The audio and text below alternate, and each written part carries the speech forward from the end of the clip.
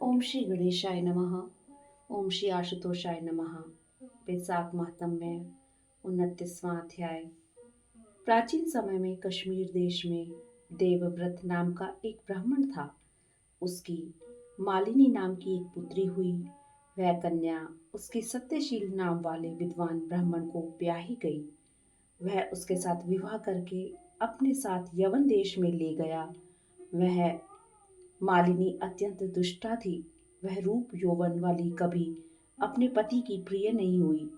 वह निष्ठुर सदैव अपने पति से द्वेष रखती थी। अपने पति को वश में रखने के लिए उसने दूसरी स्त्रियों से वशीकरण मंत्र पूछा। उन्होंने कहा, हमने तो अपने पति को वशीकरण औषधि से वश में कर लिया है। तू भी योगिन के पास जा, वह तुझको दिव्य औषधि देगी जिससे तेरा पति अवश्य वश में हो जाएगा। उनके कथनानुसार वह योगिनी के मंदिर में गई, जहां पर कुटी में 100 स्तंभ बने हुए थे। इस प्रकार उस मालिनी ने वहां पहुंच मन को वश में कराने वाले मंत्रों के लिए प्रार्थना की। फिर उसने हीरा जड़ी हुई स्वर्ण की अंगूठी उस योगिनी को भेंट की। योगिनी पति के अपमान से दुखी हृदय जानकर कहने लगी कि यह रक्षा चूर्ण तुमको देती हूँ। यह संपूर्ण प्राणियों को वश में करने वाला है। यह चूर्ण अपने पति को देखकर उसकी ग्रीवा की रक्षा करना। तेरा पति तेरे वश में हो जाएगा। तेरे बुरे चरित्रों को देखकर भी तुमको कुछ न कहेगा। वह चूर्ण को लेकर अपने घर आई और संध्या समय दूध में मिलाकर अपने पति को दिया। उस चूर्ण को पीने से उसको क्षय रोग हो गया और वह दिनों दिन क्षयी होता चला गया तथा उसके गुह्य स्थान में कीड़े पड़ गए। जब उसके पति की ऐसी दशा हो गई तो वह इच्छा पूर्वक विचरने लगी। तब उसका पति पीड़ा के मारे त्राही त्राही पुकारने लगा और कहने लगा कि मैं तेरी शरण में हूँ, तू मेरी रक्षा कर। मैं कभी पर स्त्री की इच्छा नहीं करूँगा, तेरा दास हूँ, मेरी रक्षा कर। अपने पति की ऐसी दशा देखकर वह बहुत घबराई और सोचने लगी कि यदि यह मर गया तो मैं सब श्रृंगारों से विहीन हो जाऊंगी। ऐसा सोचकर वह फिर योगिनी के पास गई और उससे सब वृतांत कहा। तब उसने पहली औषधि का दाह शांत करने के लिए दूसरी औषधि दी। उसको पान करते ही उसका पति स्वस्थ हो गया। तब से उसका पति घर में रहता और उसके वशीभूत हो गया।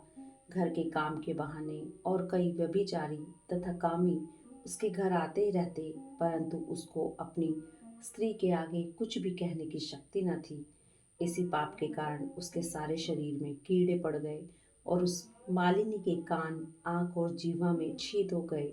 उसके स्तन कट गए, उंगलियां गलने लगी, पैरों से लूली हो गई और ऐसे कष्ट भोगकर कुछ दिन पश्चात दुखी होकर मर गई और नरक भोगने लगी।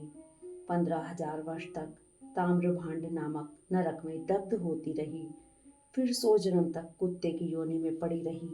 देवयोग से जब कर्म फल पूरा हो गया तो बैसाख मास में संक्रांति में शुक्ल पक्ष की द्वादशी के दिन पद्म बंधु की पुत्र नदी में स्नान कर पवित्र हो गीले वस्त्रों से ही घर आया। वह तुलसी वृक्ष के पास उसने पैर धोए। उसी स्तंभ के नीचे वह कुतिया सो रही थी।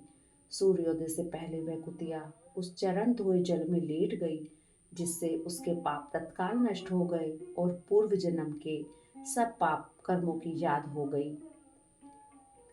अपने पूर्व कर्मों का वर्णन कर उस मुनि से कहने लगी कि हे मुने, विशाल शुक्ल पक्ष में पुण्यों के बढ़ाने वाली द्वादशी के दिन स्नान दान आदि का जो सुकृत आपने किया है वह मुझे दे दो। इस सुकृत से मेरी मुक्ति हो जाएगी। मैं अत्यंत दीन हूँ, मेरी रक्षा करो। ऐसा वचन सुनकर वह मुनिपुत्र कुतिया से बोले कि अपने किए हुए अच्छे और बुरे कर्मों का फल मनुष्य सुख और दुख के रूप में आप ही अवश्य भोगता है। ऐसे वचन सुनकर कुतिया दुखी होकर ऊंचा मुंह करके जोर जोर से कहने लगी और अपने पिता पद्म बंधु से कहने लगी, मैं आपके द्वार पर पड़ी रहने वाली कुतिया हूँ, आपका झूठा टुकड़ा खाती रहती हूँ। आप मेरी रक्षा करिए, क्योंकि महात्मा रस्तियों को जो उनके द्वार पर उनकी शरण में पड़े रहते हैं उनका उद्धार करना उनका परम कर्तव्य है, ऐसा भेद जानने वालों ने कहा है।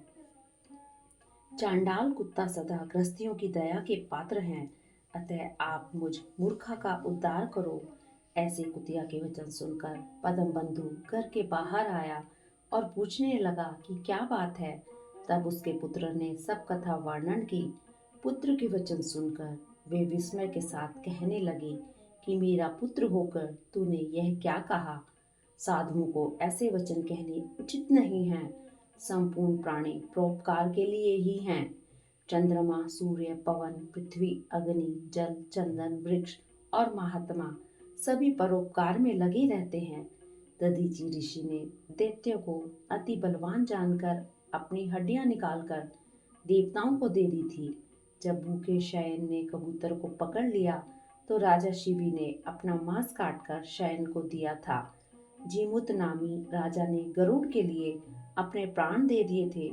इसलिए विद्वान ब्राह्मण को तो सब पर दया करनी चाहिए। इस प्रकार वह ब्राह्मण कुतिया से कहने लगा कि मैं तेरे निमित्त प्रतिज्ञा करता हूँ कि तू मेरे द्वादशी के पुण्य के पापों से छूटकर विष्णु लोक को जा। श्रुतदेव जी कहते हैं कि राजन वह कुतिया अपने शरीर को त्याग कर स्वर्ग में जाकर अनेक प्रकार के भोगों को भोगती हुई वैशाख शुक्ला द्वादशी के प्रभाव से स्वर्ग को गई।